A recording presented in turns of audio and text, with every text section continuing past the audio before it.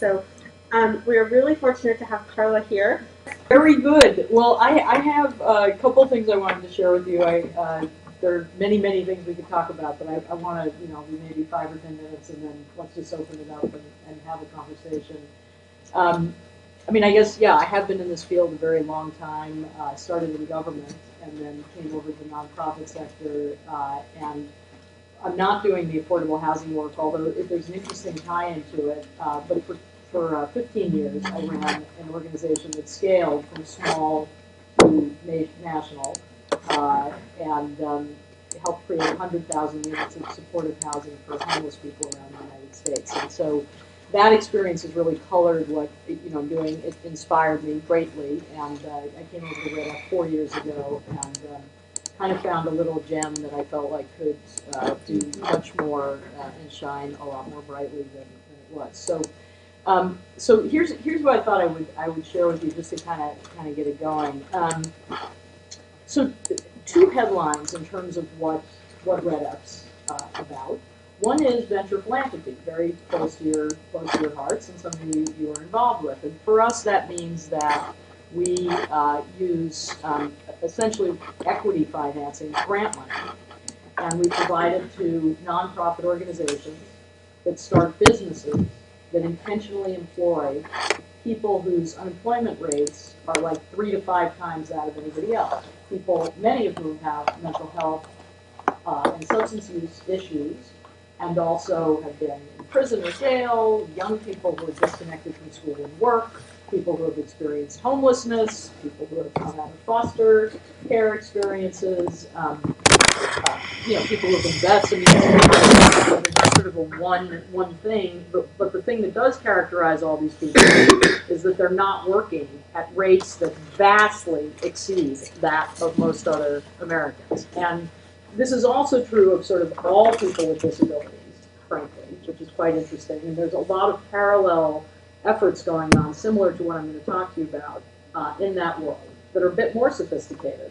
But we're more focused on people who, yes, they cross over with disability because they've got the mental health, substance use problems, but they're not generally physically disabled or developmentally disabled. They're really just people who haven't made it for a whole host of reasons that we could talk about all day. And the society misses their talents and their skills because they don't work, and they cost us a lot of money because they end up bouncing around through all these systems, and we invest it, and they touch on all these systems, and they don't go anywhere. And so we deploy capital and business assistance to nonprofits to help businesses in order to employ those people. That's A. And then second headline is we're about taking that kind of model to a much bigger scale around the country, because we think that every community in the United States could benefit from a tier of business, essentially, that is that pathway into the workforce for these individuals.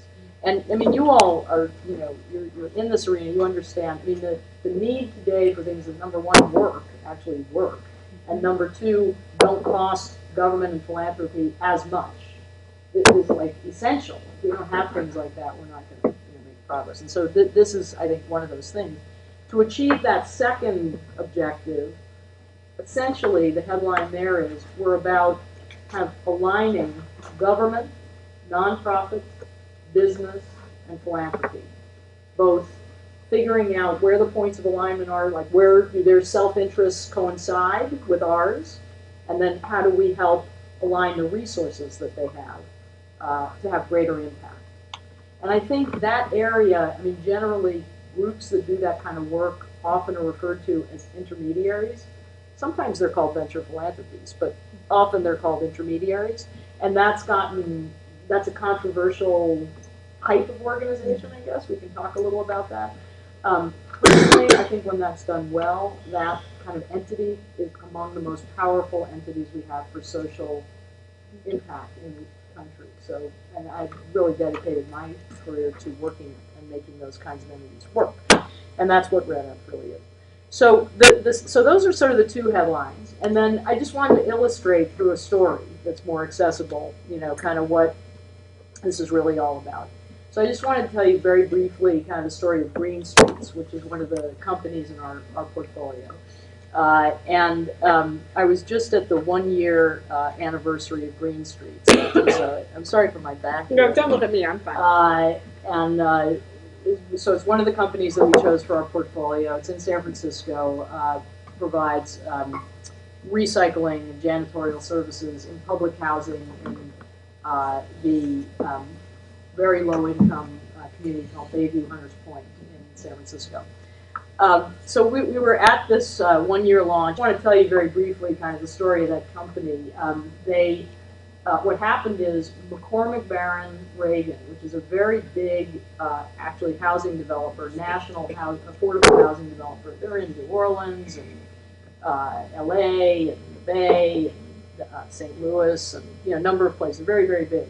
For-profit company. Manages the properties in the Bayview, some of these public housing projects. They're like the property managers, basically. So they made a deal with a solar company to come in and put in some solar equipment.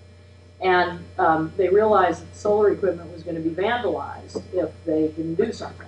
So to do something, they said, all right, how about if we hire a few of our residents, and then maybe won't be vandalized. So they hired about 20 of the residents, had a good experience, and then that ended, right? Because they installed the solar equipment and the jobs were done. So the guy who manages the property thought this is actually crime in general went down on the property while this was happening. He thought, well, we should be more. So he went to a couple of the guys who had been involved in these jobs, and he said, look, if you can reduce our waste management costs by doing recycling, that's essentially going to be the stream of income for your company. Any incremental drop in our waste management costs is going to go into your pocket. You run it. I'm going to give you some technical assistance. He gave them a couple of people who knew business to help them. And he said, it's your company. So they went off and they figured this thing out and they started up the company. And they've been running for a year.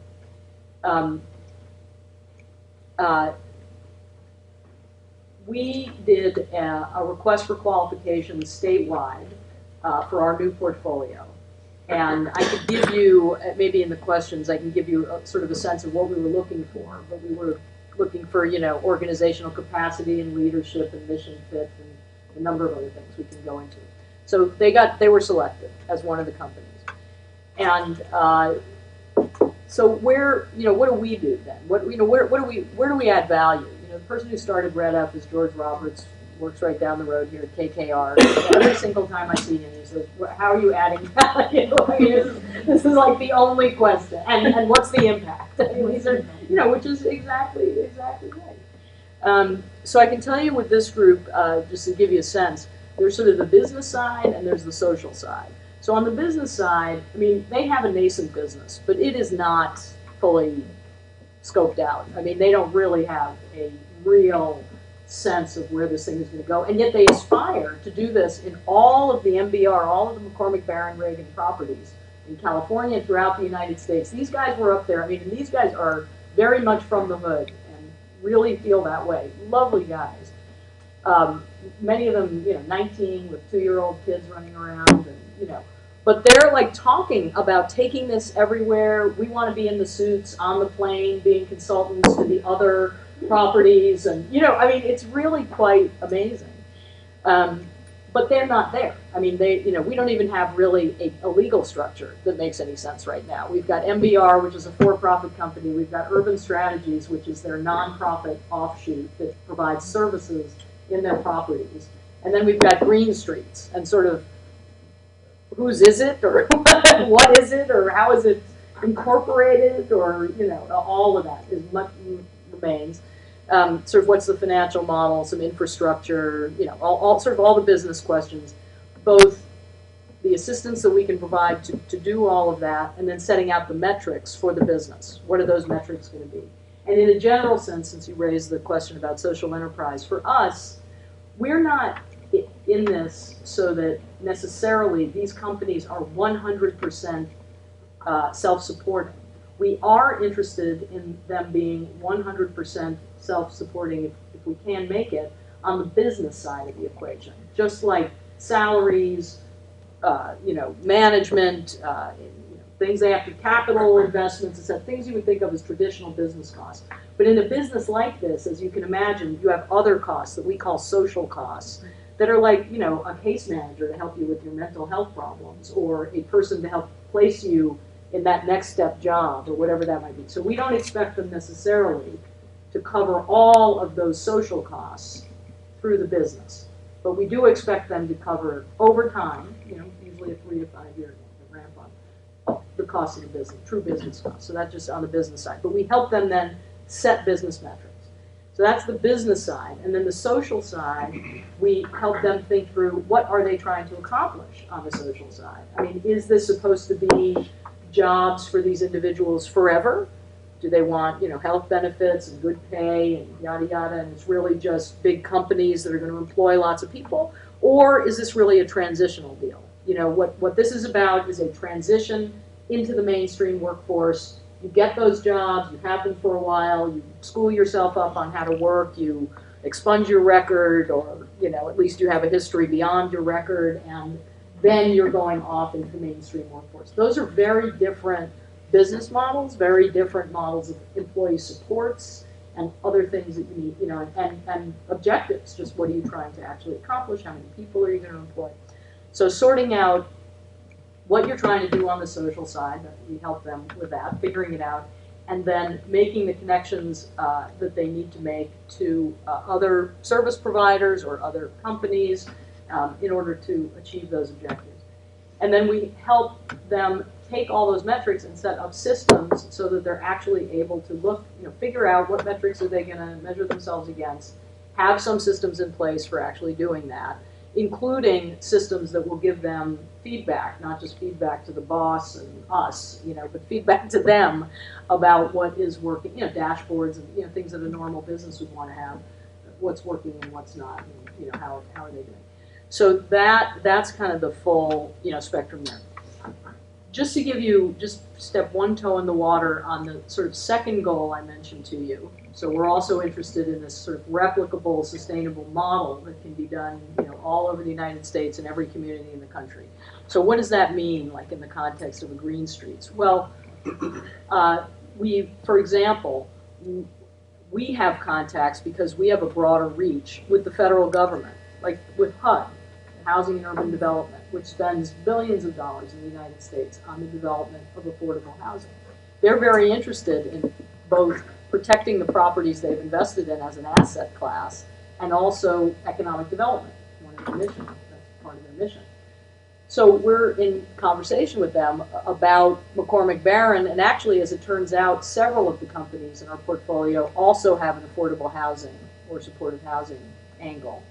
So this is very interesting. That's a whole economy that could actually then create lots and lots of jobs for the people who actually live in those buildings, who otherwise are completely unemployed and are not able to really pay sufficient rent. And so that whole system is beginning to implode because of all those problems, right? So there's sort of a virtuous circle here. So we're in a position to begin to talk to HUD about that and so how do we play that with McCormick Barron? Can we channel resources to them for what they're doing? Can we begin to export that model perhaps to other affordable housing, things like that. So that's just to give you some example. And we've also put together a group of leaders of this kind of social enterprise all over the country, job-creating social enterprise that's explicitly about these most disadvantaged populations, called SE4 Jobs Working Group. And that has participants now from about a dozen states. So we have sort of the nonprofit community together, and we're beginning to synthesize what we learn from models like MBR and from the evidence, or Green Streets, and from the evidence that we have, other evidence that we have of what works, and then put that to that group and also get them to share with us what are they learning, what are their techniques, and begin to build essentially it's essentially field building so that we're learning from each other and beginning to adapt, what's really working. And, our aspiration is then to put a real brand on that so that that's universally recognizable. And this discussion we're having would be fast forwarded, immensely 5 years from now, because we'd be sitting here and I just call it something and you say, oh yeah, I know what that is because I've heard about that. It's not, instead of having to explain it in like 80 paragraphs, right, which is sort of where we stand now. So that's, I think in terms, so I just wanted to kind of lay that out. An interesting challenge, I know this might be fun for discussion, but I mean, I'm happy to talk about anything, is with the business community. There are sort of two things that we're trying to do with the business community now, the mainstream business community. One is, obviously, the way that many businesses, either you're marketing to individual consumers or you're doing, essentially business to business kind of marketing, right? And so most of our companies are not consumer focused. They're really selling services that, are janitorial or recycling or things like that. The t-shirt is a little anomalous. And even there, we weren't selling to individual consumers. We were selling to companies. So we're now trying to take a step up, and partly with the partnership with KKR and some other things, to talk to some larger companies about procurement. So there's a lot of incentive for companies to have a tier of procurement from minority and women-owned business, from small business, and many of them make a practice of that. The federal government kind of sets some measures for that. And that kind of thing. These businesses we're talking about, nonprofit-run social enterprise, they are nowhere on that queue. They're nowhere on that list. They don't fit in that, But we're interested in sort of bringing that world, in a sense, of affirmative kind of work with different kinds of businesses in order to obtain larger procurements that maybe multiple agencies, many of these companies together could service essentially. And there is something similar to this that happens with the federal government now. It's called Ability One. That essentially there's an incentive in federal law for federal agencies to procure from a tier of nonprofit-run businesses that employ people with disabilities, severe disabilities, physical, developmental. And that does about $2 billion of goods and services with the federal government, employs about 45,000 people every year. $2 billion. So it's big. It's very big. No one's ever heard of it anywhere I've ever gone. So no surprise. Ability One? Ability One, you can look it up online. MISH, it's what it used to be called. 45,000 people employed. Is there an overwhelmingly sourced? A lot is military. A lot is military. So there's a committee of all the procurement people from every federal agency, and the military Defense Department is one of their biggest buyers, and that's military uniforms, landscaping. They do a lot of shredding. Is one of their big. They started that with the CIA. You start with the CIA as your customer for shredding. You have a lot of business customers. Use a good reference. So so anyway, so they do that. So in a way, we're aspiring to kind of open that up, not only federal procurement, but private procurement, and not only businesses for people with disabilities, but people with other problems who also need a glide path, into the workforce, right? So, so aspirationally, that's essentially what we're trying to do with business. And then, as you can imagine, the really exciting prospect there is, let's say, and we see this, let's say the big waste management company in town is buying some recycling services from one of our companies. Great. That creates jobs in our company on a transitional basis. And also it forms a business-to-business relationship with that waste management company. And then they're like, oh, maybe we could hire some of your people. We actually like your people. And, and then, well, you sent us the wrong person. We're actually looking for people with a different, profile or whatever. But it's a little different than the relationships they might have with the workforce system, which is very impenetrable, and they can never figure out who to talk to. And I'm talking to a case manager or a job placement person who doesn't, that's very different than I'm in a business-to-business relationship. Which neither one of us wants to screw up, and yet I'm interested in hiring your people, and so we see, the big ball game in a sense. I mean, there's a lot to this, but would be over the long haul to begin to influence bigger businesses that are hiring a lot of entry-level workers to be willing to take some risk, or have some systematic way that some of these people could actually get into those jobs. And perhaps even some of the types of employee support mechanisms and things that work. for that, which is good for them because they have a lot. Businesses, as I'm sure you know, have a lot of turnover at the entry level, and it costs them a lot. So if they can improve on that and they can pick better people, it's actually worth it for them. But they don't spend much money on it because it's right now it's not worth it. So we're trying. So anyway, that's sort of the big picture, but the business angle of this is really, it's a huge challenge. I mean, I can articulate it to you, but actually making that happen, creating those procurement relationships and those hiring relationships is very complicated. And we have smallish businesses and sort of gaming that out. They have big procurement opportunities, and we have smallish businesses, and sort of how do we grow to be able to take on the size of procurements that are. I mean, it's just sort of a business puzzle. So that's basically what I thought I would share. If that's helpful. I'm game for any questions or comments. Carla, our model started out as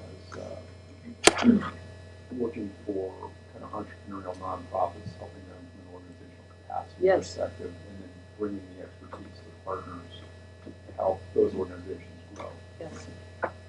That's been very good for people kind of to learn about philanthropy, to learn about organizations. But as we've hopefully matured a little bit, we've been looking a little bit more at the collective impact kind of question, which you've thought a lot about, and particularly this intermediary notion. And I'm just curious, how have you done it?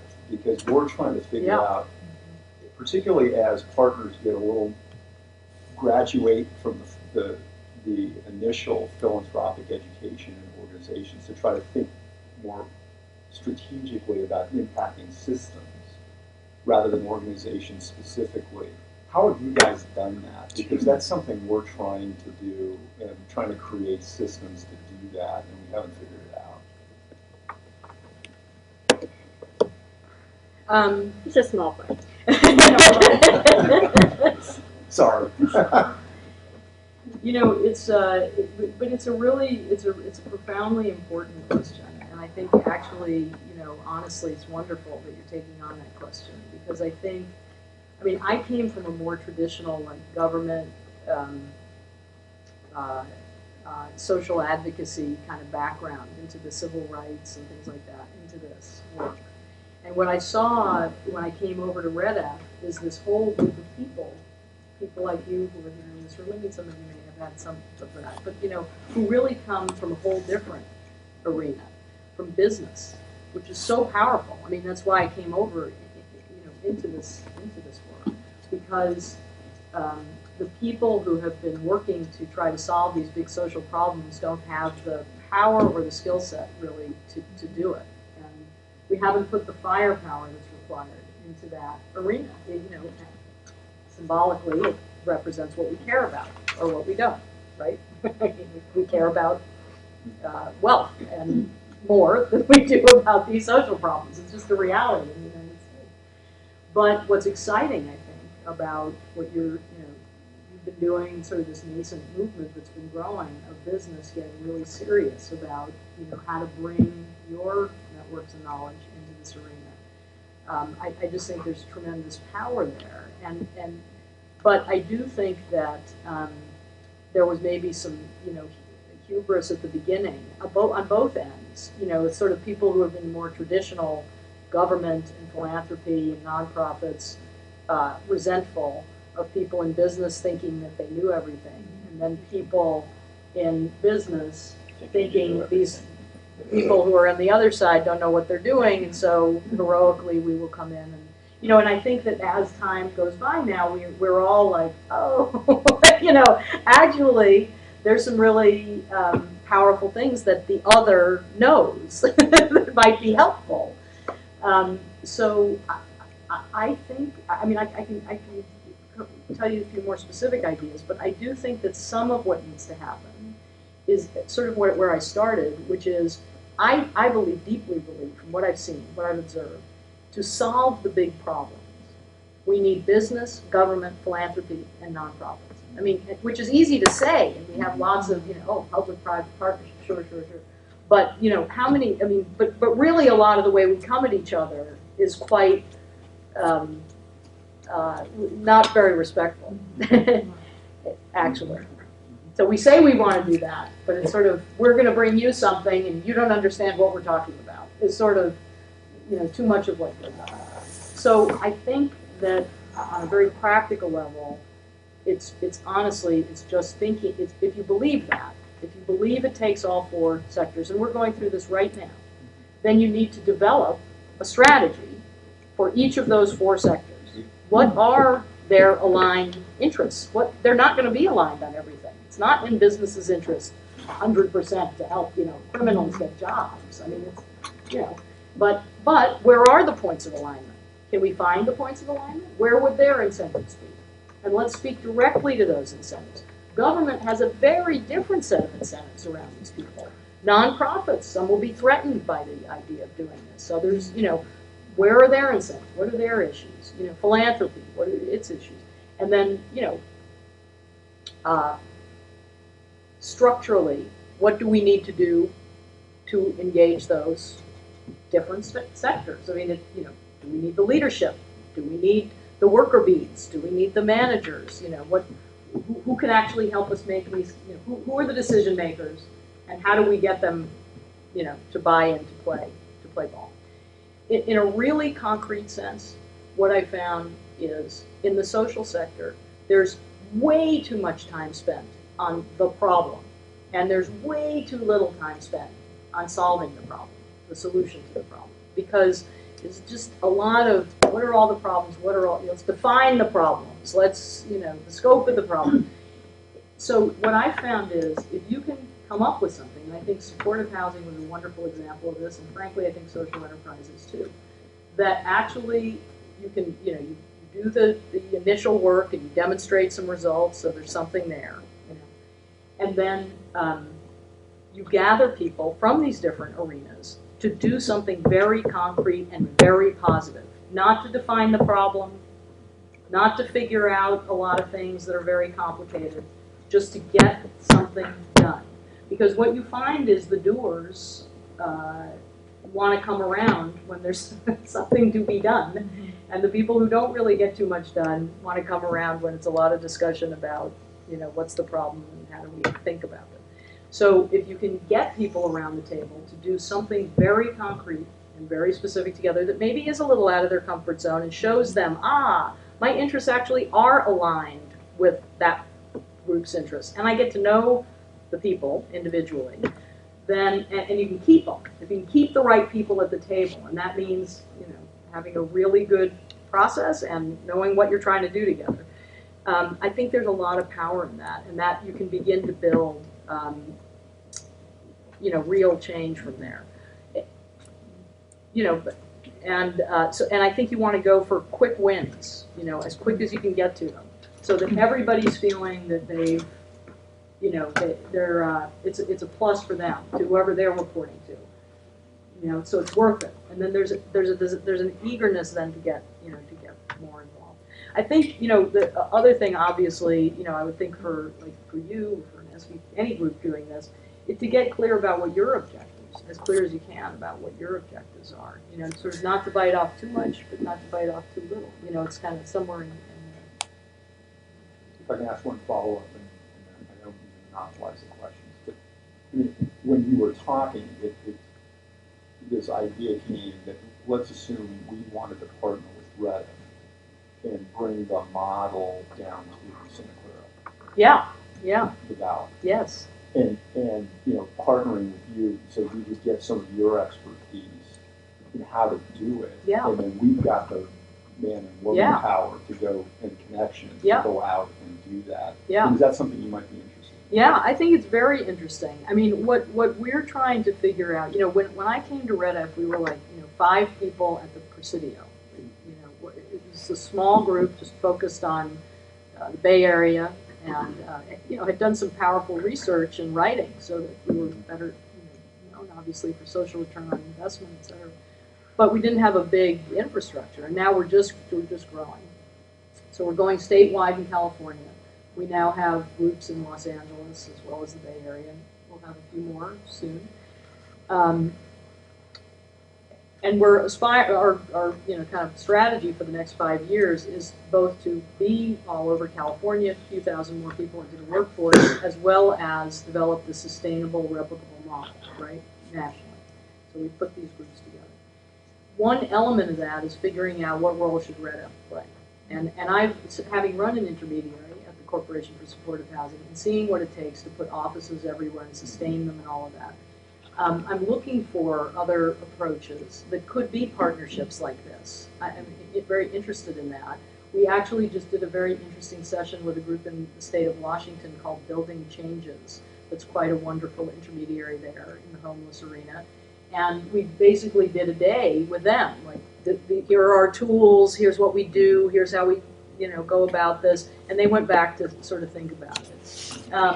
So, yeah, I mean, could we have an engaged conversation about that and explore that? Absolutely. I'm very interested, deeply interested in that.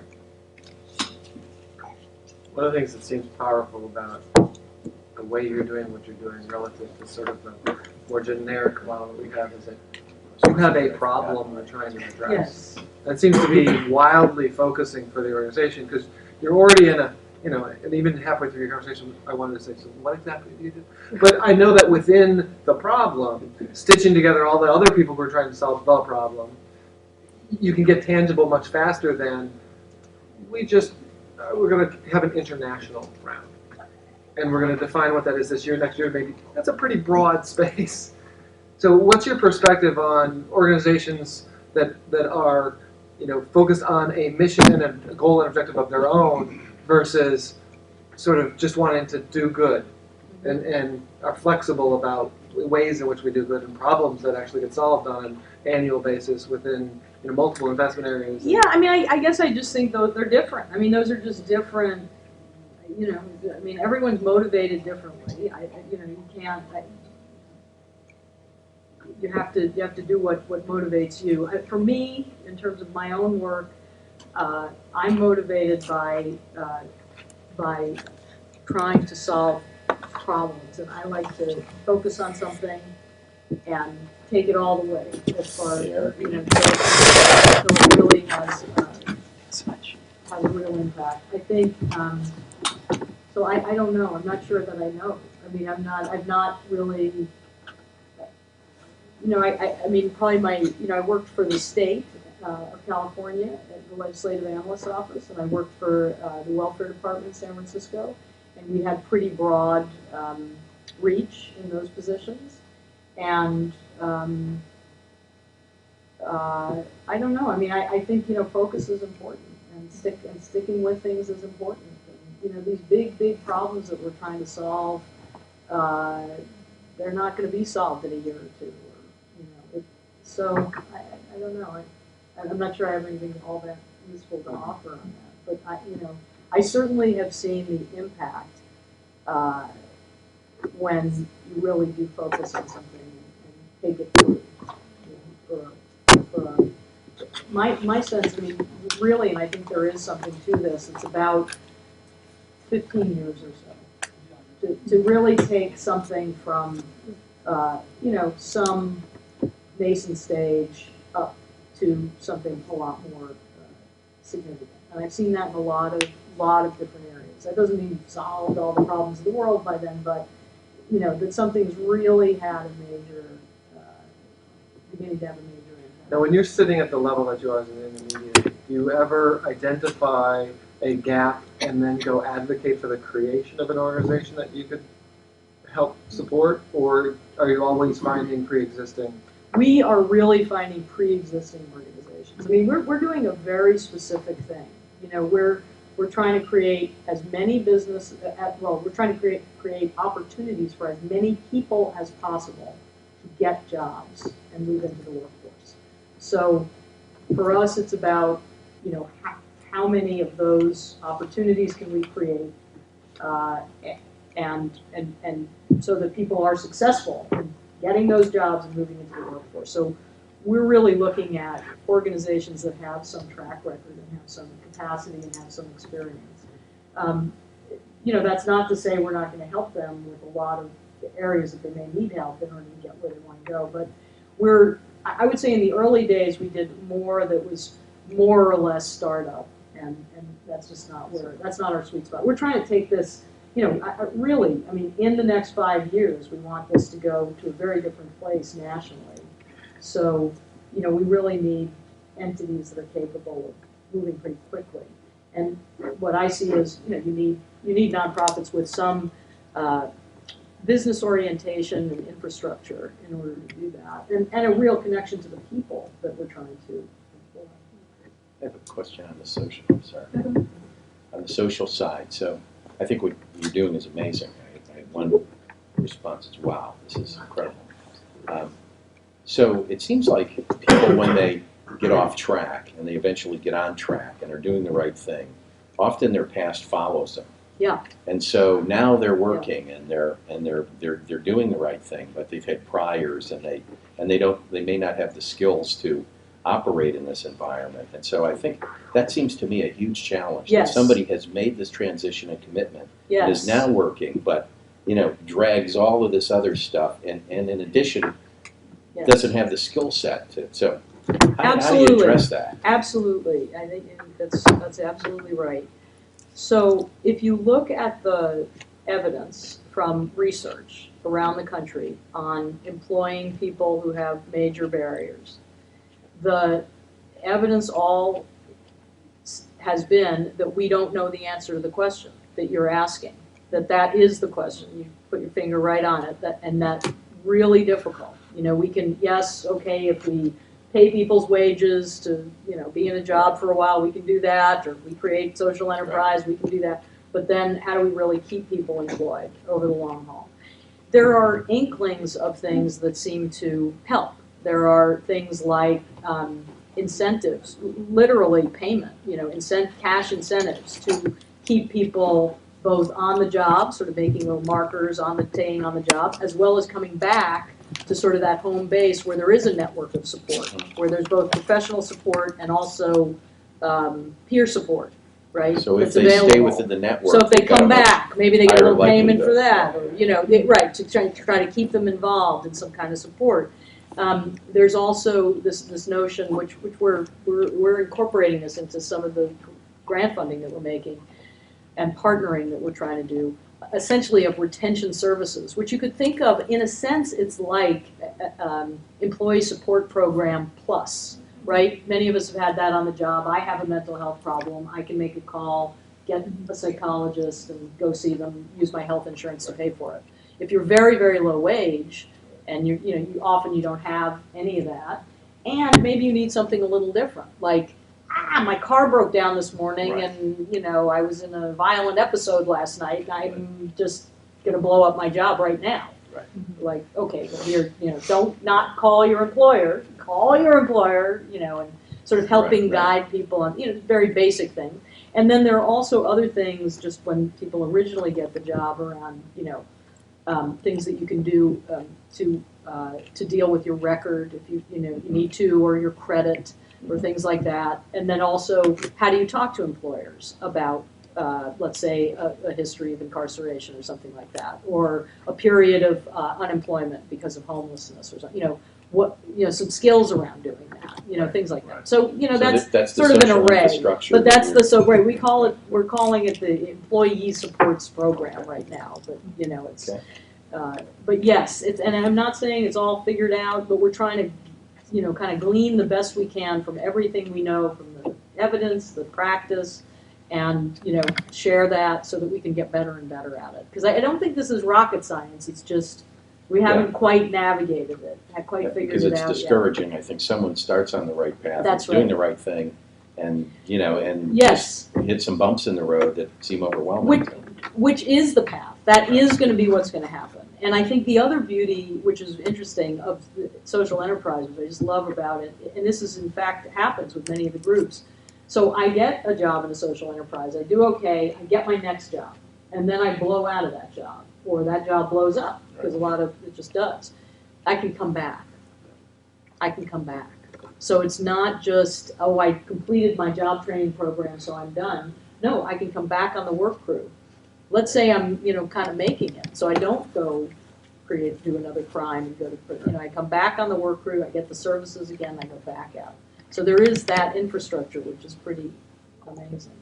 Thank I'm curious about your definition of sustainability and how you really evaluate that in the various contexts, because it would seem to me that you almost have a different definition of sustainability for a lot of your organizations, depending on time frame, resources, where they are at the beginning. So how do you how do you apply that? Yeah, it's a wonderful question.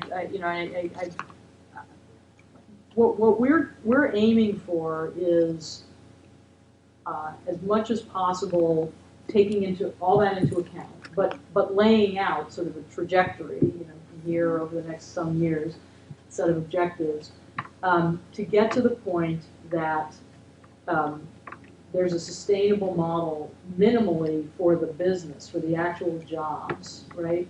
The service side of the system, I mean, this is my experience, and I saw this at the supportive housing. Excuse me. The kind of the funding and the organizations, there's an ebb and flow to that. It's very troublesome and very difficult. I mean, I don't want to understate that. But, government funds this and then it pulls back, or philanthropy is hot on this topic and then it pulls back, or what, groups come, they go. It's a little, there's some give and take around that. But what I found with supportive housing, and I think it applies here too, is if you have something very concrete, like in supportive housing's case, a unit of housing that's affordable to and available to people with big problems, then the rest of the service system really wants to come play ball with you because you have something that they really need. And I think it's true with jobs too. We have jobs for people. The rest of the service system and the monies and the groups and everything else is attracted to wanting to figure out how to work with you because you have something that they very badly need. So that's not an easy answer, but we're really looking for viability for the financial model of the business so that those job slots are not dependent on whether government this year chooses to provide subsidies for wages, but actually are more in the flow of a real business, procurement relationships and that kind of thing, and can pretty much sustain based on that. And then, the services, there may need to be fundraising or partnering, and there's some of the ebb and flow of that. That's how we look at it. Does that answer Do you your work question? with the organization to provide that? I mean, what's your interface with that? Well, we do a lot of interface with the organizations. I mean, when we first, we select, we're careful about selection. When we select an organization for our portfolio, we enter into a memorandum of understanding with them. Each year, we assume a multi-year relationship, but then we do annual, we look at that annually if we've met our objectives together. The MOU lays out things they're going to do, things we're going to do, and what the objectives are. We do a tool. We use a tool that is adapted from some very readily available tools, but we kind of figured it out, adapted it ourselves, called Goal. That we fill out, the organization fills out, staff, management, board, and then we look where the anomalies, and those are about capacity essentially to get to those objectives. And then we use that as part of figuring out what our work plan is together. And then we just work against that plan. We meet together. We have venture committee meetings every month. We're in contact with these organizations very, very frequently. Sometimes every few days. I mean, it's a real, very, very deep kind of relationship. Just to go a little bit deeper, you have a separate trajectory for the business metrics and the social ones, because you have different. Yes, yes. And I would say in the history of REDF, we focused a lot more on the business side, and we focused on the social metrics. We wanted the social outcomes in terms of easing people employed, but sort of the employee supports piece, the technical assistance we might provide or capacity building, that's newer for us. But yes, we are doing that, and we do incorporate the social metrics and the business metrics into sort of one overarching. And it's only 5-year, or do you have? We're hoping for a 3 to 5 year relationship with these groups, and that's our objective. yeah, we, as you probably know, we were the only California-based recipient of a Social Innovation Fund grant from the federal government. And that's from the Corporation for National and Community Service, and that was over a 2-year period, but it's a 5-year program agreement with the federal government. So if we're so fortunate as that it's refunded, we could conceivably get another 3 years of funding from that. We have to match it dollar for dollar with private resources. And in order to reach the objectives of the big plan that we've set out, everything we've set out to you, I'm doing a lot of fundraising. I mean, this is not done yet. But I just, of course, I think what we're doing is of such great value. I'm quite hopeful that we'll move in the right direction. And are you seeing corporations with their CSR hats on being more responsive to this now? Or Yeah, I mean, I see a lot of responsiveness and a lot of interest. I really do. And I think, we aspire to, companies really seeing this as part of the way they do business, a natural part of the way they do business. Working with companies like ours and, all over the country. I mean, I'd like to see a big umbrella over the groups that are more for the disabled, but to do business, and the groups that are more for, other kinds of populations. And this is one significant approach that every community can take to making sure that some of the people who just are always left out of all the programs we've tried actually get into the workforce. I mean, when I meet people like the people running Green Streets, and I think that they could be not working at all instead of what they're doing, which is so productive. I mean, many of them you can see, given a different background, would be leading companies, literally. I mean, they have all those talents and skills and attributes. And instead we might completely have all of their talents absent. And in fact, the negative, worse, even negative behavior's worse, Right. is a huge loss to the society that I don't think we can bear. And we're not just talking about a few people here. This is a lot of people. So social enterprise is not the answer to all of them. But I do think that it can have a powerful impact if it was embedded in every community, a sort of a natural part of doing business. So we aspire to that. We are not, I do think with the business community we have a long way to go. I think there's more understanding in nonprofits, philanthropy, and government about this than there is business right now. I don't know if you know that there's a bill going through the assembly to change or to create a new corporation type. Mm-hmm. That's the L3C. for-profit. Yeah, there's I think they're very interesting. I mean, I like these new forms, and I think they could end up being very viable or very useful for this. We're not quite sure yet. We're trying to sort that through, but yeah, I think that's really exciting. Do you have organizations anywhere, but particularly locally here, that are sort of a peer group for you? That focus on social enterprise and or on your population. Yeah, I mean, a lot of people ask us if there are other groups that are exactly like us, and we have not run across other than actually, interestingly, this one that's essentially a public entity. That's the intermediary for Ability One niche is similar because they market to the federal government, and then they provide technical assistance and capacity building support to the nonprofits that run the businesses. So it's actually quite similar. We have a very wonderful relationship with them. We're working together. So I haven't found a lot. But, the groups that we tend to identify with and talk with are more sort of the venture philanthropy groups, because we do business similarly. In DC, we venture philanthropy partners, or Tipping Point, or what kind of organizations like that. Do you ever work with, and these may just be like this, just regular philanthropies where they'll have maybe a sort of a different criteria, but again, they think what you're doing is attractive, so they may just do grants, and you can sort of support each other through a different, even though you have slightly different objectives in how you evaluate the project.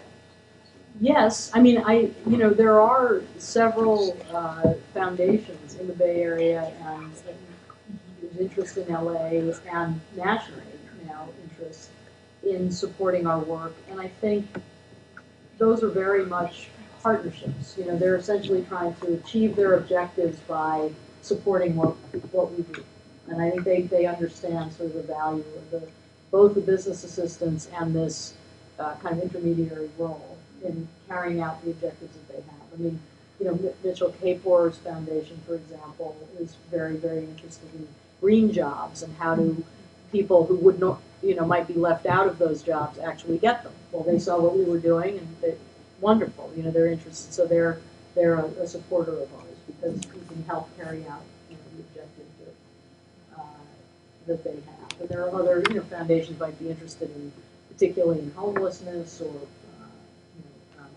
criminal justice issues, and so they see a way to carry out their own objectives by working with us. So yes, I think that's very powerful partnership. And I hope over time, I think as more philanthropy gets involved, and we're at a moment now where I'm really trying to get them engaged, we're able to form them into sort of a learning community around this. And we did that actually with supportive housing. There's a wonderful national community called Funders Together that's been around now for about 10 years. And it's been a great network of philanthropy all over the United States, focused on homelessness. Melville Charitable Trust has been a big leader in that group, but there have been many, many other foundations involved in that. Can you talk a little bit about mentoring impact? Yes. Fabulous question. Yes. Yes. So we measure impact in a number of different ways. So we're interested in what happens to the people who get jobs. Do their wages go up? Do their life improve? Setting those kinds of objectives. They stop going back to prison, reductions in homelessness, et cetera. So and we've now set a big objective on numbers of people that we want to get into the workforce, 2,500 over a period of time. And then we've set a very, very, very high bar for ourselves of 70% in jobs a year after getting social enterprise job. So we're working on that. So we set those objectives. And then we help the organizations to measure, so that they have something in place. We try not to overcomplicate that, but systems in place to measure that. So for the people, then we're interested in the organization, the nonprofit itself, just the health of the nonprofit. So certain metrics around that, just how the financials and organizationally, sort of how is the shell. We didn't used to look at that as much, but if it's the nonprofit running the business, the nonprofit needs to be healthy. So a few objectives around that. And then the third channel is the business. So we have business metrics, just have you created the number of jobs you said you were going to create? Are you bringing in the revenue you thought you were going to bring in? Clear business metrics. And then the fourth, which is the one that we're most known for, which is very challenging, is sort of for society. Is a social return on investment. And we did a lot of work around that in the early days, and we've continued to evolve our thinking on it. We're now kind of taking that on again in a more serious way. And there are a lot of things that are difficult about that, and we're actually really intrigued with the collective impact thinking that's going on. Because one of the things that's hard about that is how do you attribute, societal impact to one organization? Generally it's not just one organization that creates that impact, and so how do we take into account the costs and benefits if it's broader? And then second to that, you really do need pretty good, just traditionally good data on whether or not what you've done as compared to not doing it is better or worse, right? And generally that comes from what we call random assignment studies or some kind of comparison group study, at least, even if it's not random assignment. Over a long some sort of period of time. comparison over some period, at least a few years, right? So we're, and this is something the federal government's interested in as part of the Social Innovation Fund. They want to take the evidence base up, as we go. So we've entered into a partnership with Mathematica, which is very well known and very well respected, and we're beginning to craft what a real sort of that type of comparison group evaluation for this portfolio. Are you going to be able to track the people who are in your study who are basically going back to jail? Yeah, I mean that's what we're hoping to do. That's what we're hoping to do. Now I'll tell you something very interesting. This is a sad reality, which I hope we can change. You would think, so what we've done in the past is we've interviewed as many people as we could who got a job 2 years, 6 months, 1 year, 1.5 years, 2 years later. Very expensive proposition. And you lose a lot of people. I mean, it's just really difficult. And the data, it suffers because, you can see inklings. We've seen, 3/4 of the people we could interview 2 years later were in the workforce. Fantastic. But then we couldn't also find some of the people. So, it's good, but it's not good enough. And the most objective way to look at things would be at least minimally to be able to get tax data, as later. So you can see, are people earning money or not? Are they on unemployment or not? And you can't get it. You just can't get a hold of it. In California is one of the hardest places. What we're trying to look at now is might we be able to do this with like cohorts, so you're not getting sort of each individual name, but at least you know a whole group, what happened to a whole group or something like that. And we're starting to discuss this with the Department of Labor and others who are in the field because we all need this data. How do you track ultimately the success of any of these job-related programs if we can't find objective data for where people ended up a few years out? And in some states it is a little bit easier, but in our state it's really been tough. And it's not easy anywhere. So there's something we need to do about that. We got to change that. After school programs and likely schools too, but I just know from being in a meeting with the after school programs that we funded together with a couple other funders, a learning community of 9 OST groups, and a couple of them have access to school system data on their kids, and the rest don't. Has to do with either pre-existing district relationships, working with foster youth, and so having kind of special access. But the rest of the room, upon hearing this, was salivating, right? Because the huge challenge. Same thing in schools, right? For K-12, you're helping these kids, and then the data's there, right? It's in the computer. You just can't get it. Yeah, and I know with college, it's a big issue. Yeah. So I think it is a big issue, but I think we're pushing on it, and hopefully we'll get somewhere. Do they have an incentive to the people in the program to stay connected? If they report this information, is there any kind of win for them? Or? Right. Yes. That's what we did. We tried to provide some, some incentives, but it's still not great. Just over a couple of years. Excuse me. When you were, especially younger, when I was 19, I don't know that I would have stayed in touch with anything for more than. I try to forget this. And for whatever reason, you skew toward the people who are motivated, but it's going to be it. Yeah, exactly. To the extent you can, you want more objective data. But but we put a high premium on on the measurement of results. Essentially because we want to do as well as we can with the scarce resources that exist to do this kind of work, and we want to. And the groups are really hungry to know what works and what doesn't. So what's the one thing you look for in a partner or an organization to get involved with? Is there, aside from everybody looks for funding, but is there anything else that? A partner, you mean more, not the group, not the portfolio? Right. For example, what would you like to see from a like groups that we work with? I have to say, honestly, the top issue for us in both regards, portfolio and partners, is people. The people involved. Ultimately, I could, sure, I could tell you that we like this and that. We could talk about what we would really have to offer each other, but it's the people involved. Can you work together? Do you have the same interests? Are you able to get things done? Yes, that's what we're interested in. There's that bias toward action coming out of it. Yeah, bias toward It's true. action, you know. You could meet for 5 years about how to work together. Yeah, credibility, integrity, honesty, respect in the community. I mean, you know, we have we're trying to, Right. we want to have a long time at this, and, reputation. So, do you have one more question? Well, I was just saying, are you seeing a lot of new entrants into it, into Good the question. area, given the new emphasis, or relative new emphasis on the schools are having on social enterprise and the innovation that can be around these sort of solutions? Are there, is the more hopeful rise of people who want a partnership or providing a social network, a business network?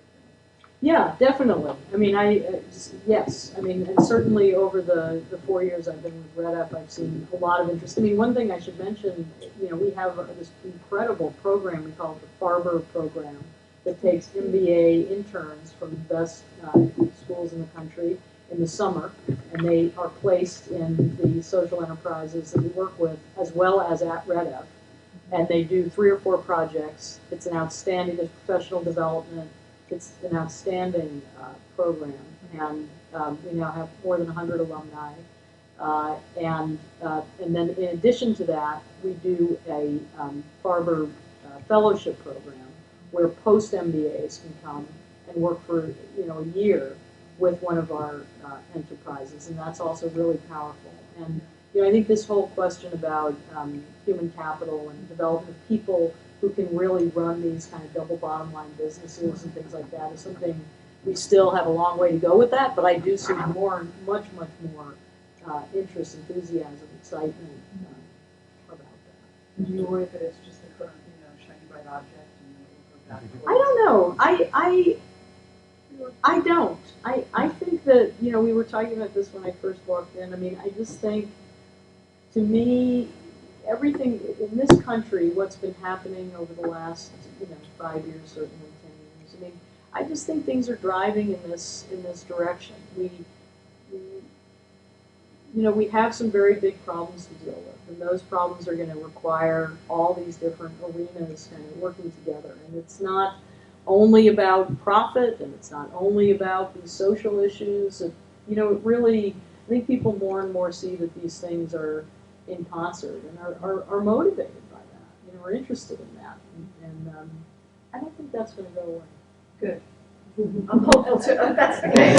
A great note to probably end on. Yes, and then I'll just pass these so you can enjoy the. Thank You you. are such a leader in the field, and my brain is worrying, and I think everyone's are. And on top of all of that worrying is the thought that of all of the hats you wear and all of the things you do, you took this time to be with us. Thank you. It's an And honor. I have a feeling people will be talking about this, will want to continue the conversation, and so I hope that this was a great investment in some great stuff ahead. Absolutely. I think Thank what you you for- do is incredibly wonderful and so meaningful and so important for getting, solving these problems. So thank you. Thank you for your Thank you time. very much. And your brain. And your brain. Yeah, I do have two And she has some papers if other- anybody's interested.